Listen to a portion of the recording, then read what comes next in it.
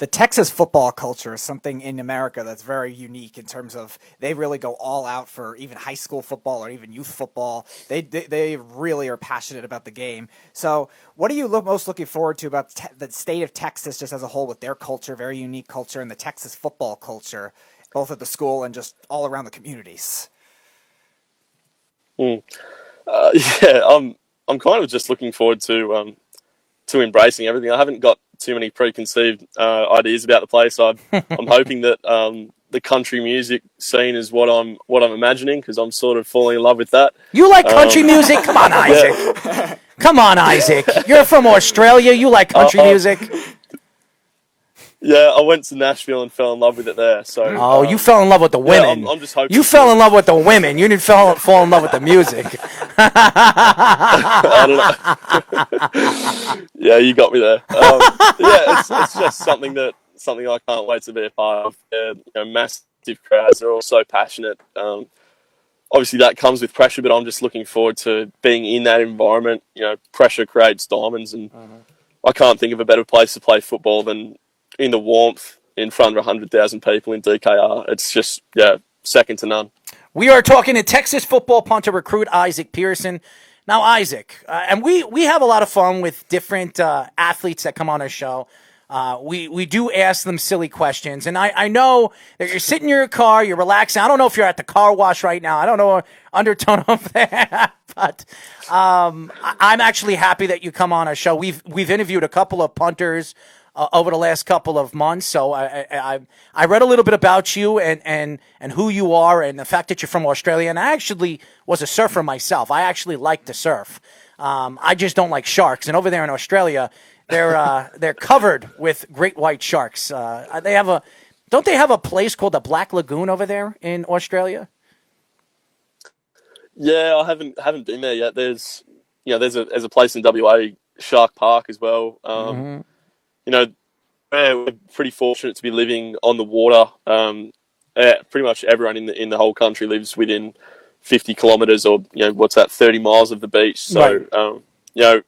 We're on the water, and, in the lake out the front of our place, there's 4 different species of shark that live there. So, in the summertime, it can get pretty hairy, but, if you don't fall in, you're fine, sort of. So what you do is you stay away from the water. You just don't want to fall into the water.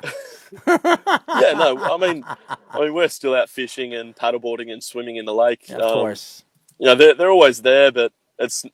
I mean, there are places where they're more prevalent, but then they're not too much of a concern at this point. No, we're all pretty used to them. There's shark alarms at every beach. We're pretty tough down here as well. So.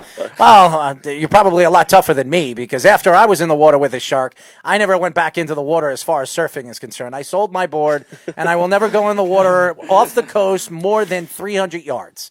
So there you go. So I'm staying far, far away from sharks, especially that they're coveted over here in Long Island now. Great whites, 5 great white sharks have been spotted off the coast here in Long Island. So I'm staying far, far away from the water. Anyways, I do want to have a plan. Yeah, that's a definite plan. Absolutely. And no paddle boarding for me either. Anyways, I want to have some fun with you. Are you ready? Absolutely. All right. So we're going to ask you some silly questions, and all we want is for you to be honest with the question, okay? Mm-hmm. All right, first question. Boxers or briefs, and why? Briefs, because when I run, there's too much going on, and it's not a good look for anyone. Briefs, you just feel much more sound. Yeah, I would say that too. Bit safer. Yes, a lot safer, especially when you shake and you're rattling your roll. So, especially as a punter, man. Yeah, yeah. There's a lot of leg swing going on there. It's best to just have everything in the same spot. Favorite snack to eat before a game? Ooh,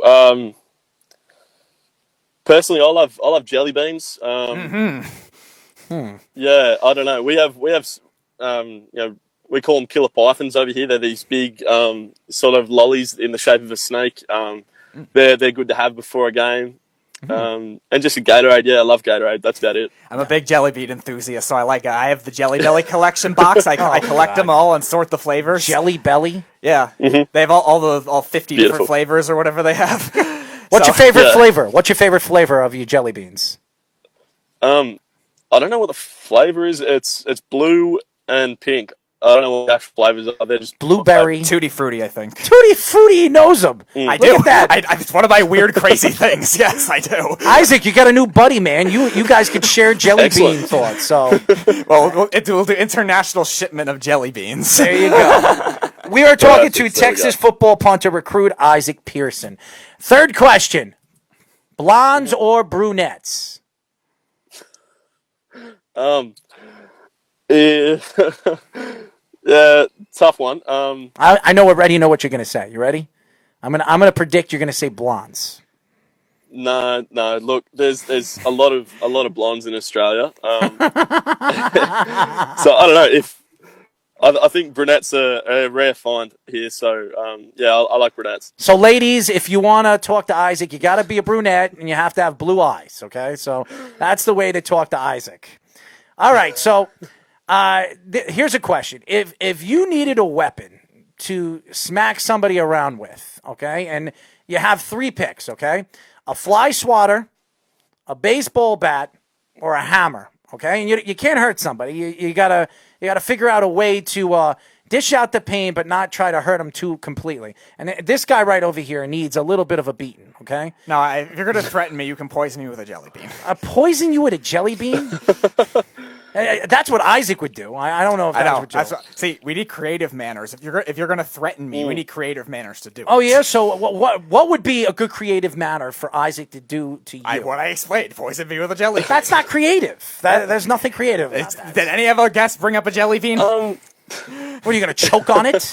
I said poison, not choke. I would say choke if I... See what I deal with, Isaac? You see what I deal with? I mean, seriously. Creativity for somebody who actually is enthusiast of jelly beans.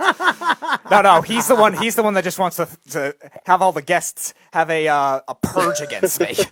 Well, Isaac, what we're doing is we're doing a TikTok competition with some of the recruits that we've had on our show. We've interviewed possibly top 50 of the 100 best recruits, college recruits that are going into college this year to playing Division I football. And I would love to get you guys involved with this TikTok. You will win. You will win an award after it. We're going to do like a dance off.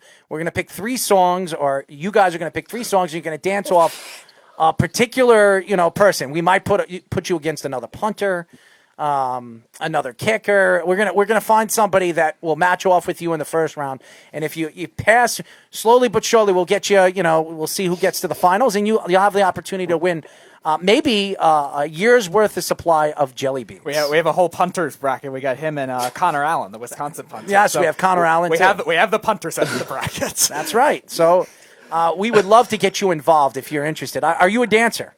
Oof. Honestly, I don't think I had a proper dance since Nashville, so I might have to pass up on that one. Oh, come on, man! Sorry. Have a heart. I mean, we'll have fans vote. I mean, you'll build a huge fan base through this. I guarantee you.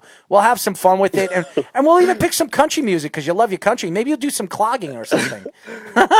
It'd be more likely to turn off any fan base that I've. Oh, stop, Isaac! There are a lot worse dancers than you are, man. I'm sure of it. And if you dance to country music, Texas will appreciate you anyway. Exactly, absolutely, especially those Tennessee beautiful women. I guarantee you, you can dance, you can hobble around. If you're dancing, you're moving, they're going to love you. So that's all I'm going to say about that. I was in Tennessee a couple of years ago for the NFL draft. It is beautiful over there.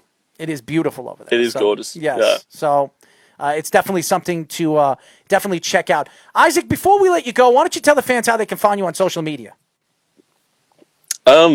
Crikey, I can't think of my Twitter handle. I think it's Isaac_Pearson23. And my Instagram is just Isaac_Pearson. I don't post a whole lot of useful stuff. It's mostly just useless information. Talk a lot about, football and punting. So if you love that, get around me. But yeah, it's Cronky. How do you pronounce that? Cronky? How you got to pronounce that? Is it cranky what was or that? Sorry, cronky? Cronky. Kronk. What? I don't know. You said cranky. I I can't. said get around me. No. You used the word. There's an Australian word that you used, cronky or cranky. What's the word? Oh, crikey, Cronky. What does that mean? crikey. Yeah. Um, I don't even know what it means actually. Steve Irwin used to say it all the time. It's part of the lingo here. Like when you're amazed, you're like, oh, crikey. Like I love it, man. You're gonna have to teach me. You're gonna have to teach for any me. occasion. You know, I love Australian accents, so you can use all the words you want, even if you don't understand them. So there you go. That's awesome. Good to know. Thank you. I would love to get you on the show again, especially when the football season starts. If there is going to be a football season, I mean, we're hearing that the Big Ten, there's a petition coming out that the Big Ten wants to bring back. Justin Fields has come out and said that he wants a season, that the players should choose to have a season, not the divisions and the lingo of the schools. They think that the players should decide if there should be a season or not. So, do you agree with Justin? Yeah, I think I do. It's a bit of a silly one. They can't have a season, but classes are going back on campus.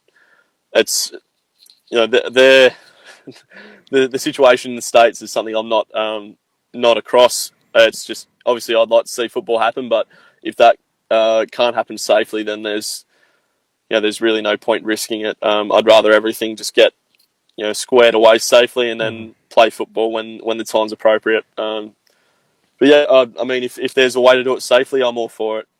Oh, well, I can't wait until the season, if there is a football season. Nothing is better than college football. I don't care what NFL players say. Nothing is better than the speed and the fun to watch. You get to watch some of these kids develop and really become NFL players. I'm looking forward to watching you punt the ball and hopefully in the near future play in the NFL. But we would love to get you back on if the season starts. If you're willing to come back on, we would love to get you on. Sounds like a plan. Thanks, guys. Absolutely. Isaac, thank you. Thank you for your time. Hook 'em.